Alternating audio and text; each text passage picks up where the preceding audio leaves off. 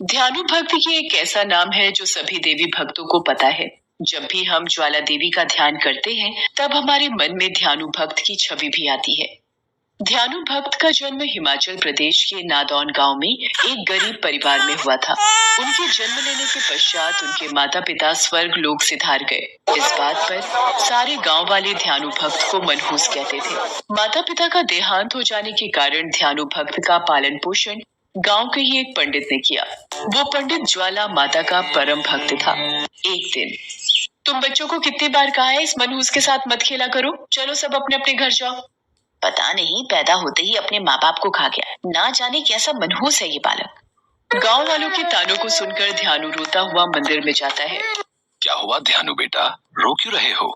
बाबा, श्याम और नंदू की माताएं मुझे उनके साथ खेलने नहीं देती। उन्होंने कहा कि मैं मनहूस हूँ। बेटा ध्यानु, तुम गांव वालों की बात का बुरा नहीं माना करो। वो लोग तो ना समझ हैं, इसलिए किसी का दुख नहीं समझते। आओ माँ ज्वाला देवी की आरती करें। बाबा, आप ज्वाला देवी को माँ कहते हो, तो क्या ज्वाला देवी मेरी भी माँ है? हाँ ध्यानु बेटा, साक्षात ज्वाला माँ तो जगत माँ है, वो तुम्हारी भी माँ है। पंडित जी की ये बात सुनकर ध्यानु माँ ज्वाला देवी को अपनी माँ मानकर माता रानी की शरण में बैठ गया और सच्चे मन से माता को पुकारने लगा। हे माता, मेरे बाबा कहते हैं कि आप मेरी माँ हो। यदि ये सच है तो आप मुझसे मिलने क्यों नहीं आती? मुझे अपने सीने से क्यों नहीं लगाती? हे देवी माँ, यदि आप मेरी माता हो तो मुझे सीने से लगा लो। मुझे सब अपशकुनी कहते हैं, मुझे सब ताने देते हैं। माँ, मुझे अपना प्यार दो माँ। अपने बालक की ममतामयी पुकार सुन जगत जननी माता ज्वाला अपने पुत्र के सम्मुख प्रकट हुई और ध्यानु को अपने सीने से लगा लिया। आओ पुत्र, मेरी गोद में बैठो।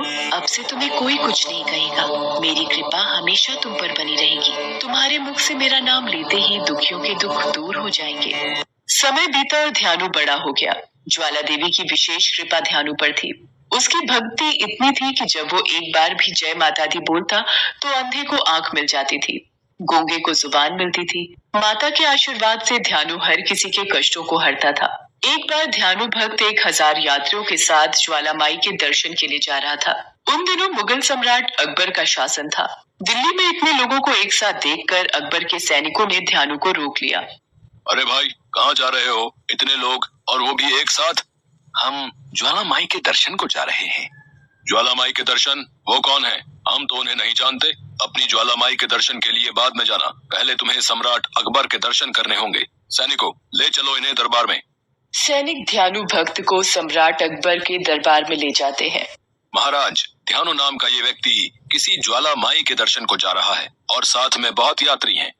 महाराज, हम सब ज्वाला माई के दर्शन को जा रहे हैं। ये यात्री भी माता ज्वाला के भक्त हैं। ज्वाला माई कौन है और उनके दर्शन करने से क्या होगा? महाराज, ज्वाला माई ने इस संसार की रचना की है एवं पालन करने वाली माता है। माँ ज्वाला देवी अपने भक्तों की सभी मनोकामनाएं पूर्ण करती हैं। माँ ज्वाला देवी का प्रताप ऐसा है कि उनके स्थान पर बिना तेल बाती के ज्योति जलती रहती है। हम लोग हर साल उनके दर्शन करने जाते हैं।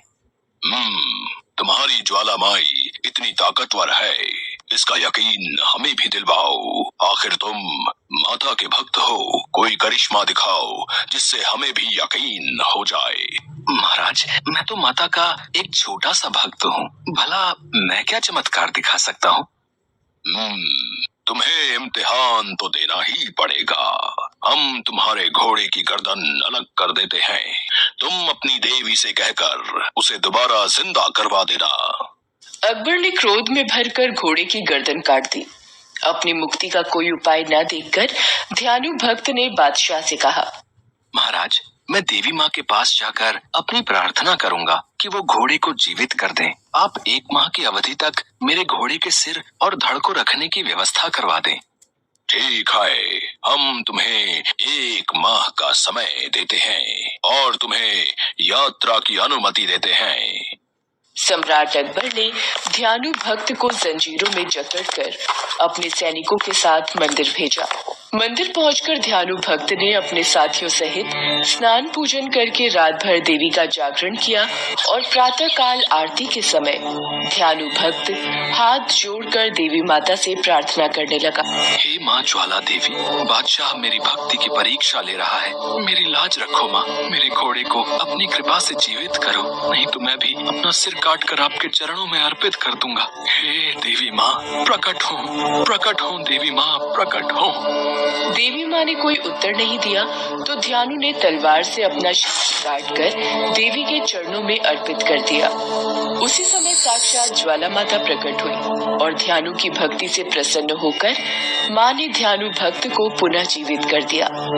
ये चमत्कार देखकर अकबर के सैनिक भयभीत हो गए और अकबर के पास भागे। पुत्र ध्यानु, तुम्हारे घोड़े का सिर भी धड़ से जुड़ गया है। तुम कोई और वर मांगने की इच्छा रखते हो तो कहो पुत्र। ध्यानु भक्त ने माता के चरणों में शीश झुकाकर कहा, हे जगदम्बे, आप सर्वशक्तिमान हैं, सर्वव्यापी हैं, किंतु अपने भक्तों की इतनी कठिन परीक्षा न लिया करें। सारे सांसारिक मनुष्य आपको शीश काट कर नहीं चढ़ा सकते माता। कृपया साधारण भेंट से ही अपने भक्तों की मनोकामनाएं पूर्ण करना माँ। ठीक है पुत्र, अब से मैं केवल नारियल की भेंट और सच्चे मन से की गई प्रार्थना से ही मनोकामना पूर्ण करूंगी। ध्यानु भक्त को आशीर्वाद देकर माता अंतर्ध्यान हो गई। उधर अकबर के सैनिकों ने अकबर को सारी बात बताई। अकबर ने देखा कि ध्यानु का घोड़ा अचानक फिर से जीवित हो उठा है, परंतु अकबर को अभी भी विश्वास नहीं हुआ। ज्वाला देवी द्वारा जल रही ज्योति पर लोहे के तवे रखवा दो, वो ज्योत मैं बुझा कर ही दम लूंगा।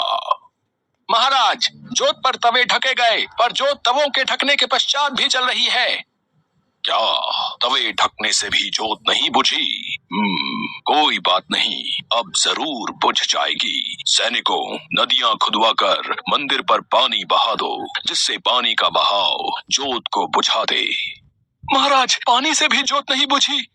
अच्छा, फिर तो इस शक्ति की देवी ज्वाला माई को देखने हम स्वयं जाएंगे। लेकिन ज्वाला माई को भी तो पता चले कि मुगल सम्राट अकबर उनके मंदिर आ रहा है, तो खाली हाथ मैं नहीं जाऊंगा। सैनिकों, ज्वाला माई को भेंट स्वरूप देने के लिए एक सोने का छत्र बनवाया जाए। सोने का छत्र लेकर अकबर बड़े अभिमान से ज्वाला माई के दर्शन को जाता है। अकबर ने अभिमान से वो छत्र देवी को अर्पित करना चाहा, तो वह अकबर के हाथों से गिरकर टूट गया तथा सोने की जगह किसी और धातु का बन गया। ये धातु ना तो पीतल थी, ना तो लोहा, न चांदी और न तांबा। ये पता नहीं लगाया जा सका कि छत्र किस धातु का था। अकबर समझ गया कि देवी माँ ने उसकी भेंट अस्वीकार कर दी। अकबर द्वारा चढ़ाया गया खंडित छत्र ज्वाला माई माता के दरबार में आज भी पड़ा हुआ है। ज्वाला माई की महिमा को और शक्ति को अकबर जान गया था, इसलिए उसने देवी माँ से क्षमा मांगी